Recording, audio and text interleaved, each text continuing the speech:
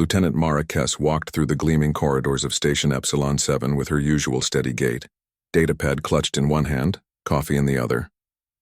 Behind her, 5 creatures padded silently. 4-legged scaled beings the size of large dogs with intelligent amber eyes and ridge-backed spines that glowed faintly in the dim station lighting. The Kryn Cubs, as the galactic community called them, had been following her for 3 weeks now. Officer Talron, the station's Vexillian security chief, intercepted her near the hydroponics bay. His crystalline carapace reflected the overhead lights as he gestured with 2 of his forearms toward the cubs trailing behind Mara.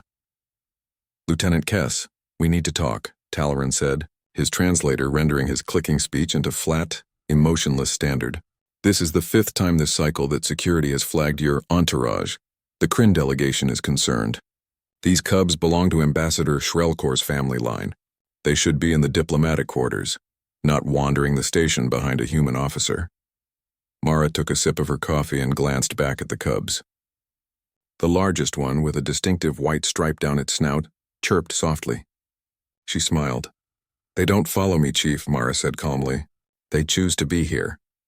Talron's antenna twitched, a sign of confusion in his species. "Choose, Lieutenant, they are juveniles. Their cognitive development won't complete for another 4 solar cycles. They cannot make independent choices of this magnitude. The ambassador insists they are merely confused." "With respect to Ambassador Shrelkor," Mara replied, "I think he's wrong." The security chief's carapace darkened, frustration. "This situation is creating diplomatic tension. The Kryn are a proud species. They view this as irregular, perhaps even insulting.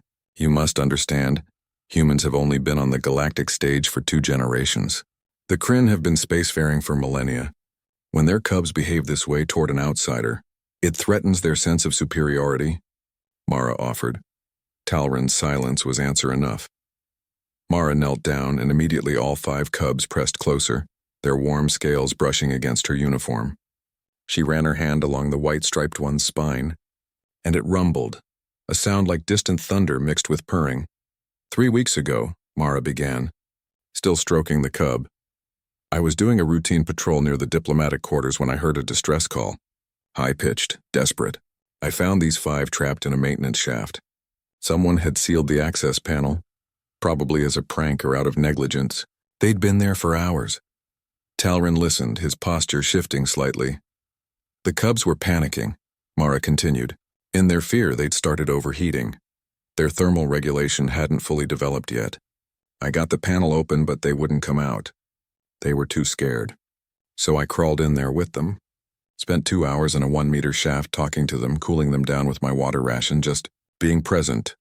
The white-striped cub nuzzled her hand. "When they finally felt safe enough to move, I carried each one out personally. The ambassador thanked me formally and took them back.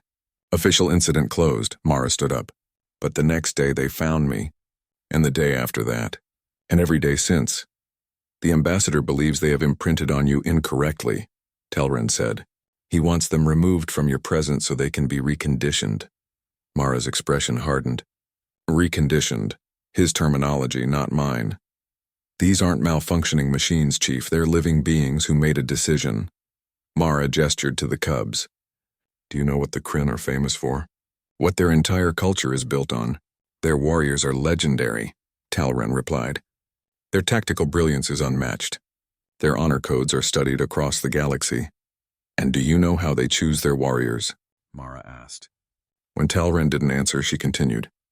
"The cubs choose. When they reach maturity, Kryn cubs select their bonded partners, the warriors they'll fight beside for life. It's not the adults who decide. It's the cubs. It's always been the cubs." Understanding flickered across Talron's features.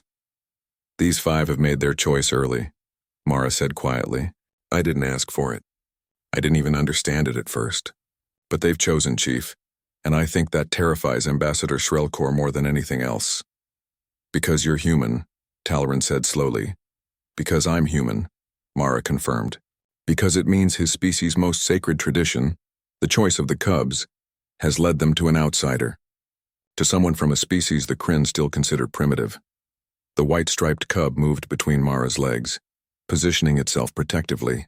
The other 4 fanned out slightly, their glowing spines brightening. What do you want me to tell the ambassador? Talrin asked. Mara met his gaze steadily. Tell him I understand this is difficult. Tell him I respect Kryn traditions more than he might think. But also tell him this. I crawled into a dark shaft to save 5 terrified cubs when nobody else did. I didn't do it for politics or recognition. I did it because they needed help and I was there. She paused, her voice softening. And tell him that if these cubs have chosen me, I won't dishonor their choice by walking away. In human culture, we have a saying, loyalty isn't demanded, it's earned. Maybe his cubs understand that better than he does.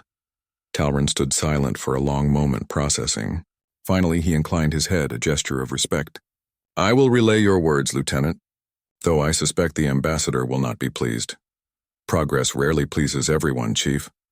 As Talrin departed, Mara looked down at her unlikely guardians. The white-striped cub chirped again, and she could swear there was smugness in the sound. Come on, you 5, she said, resuming her walk. We've got a station to patrol. Behind her, the cubs followed.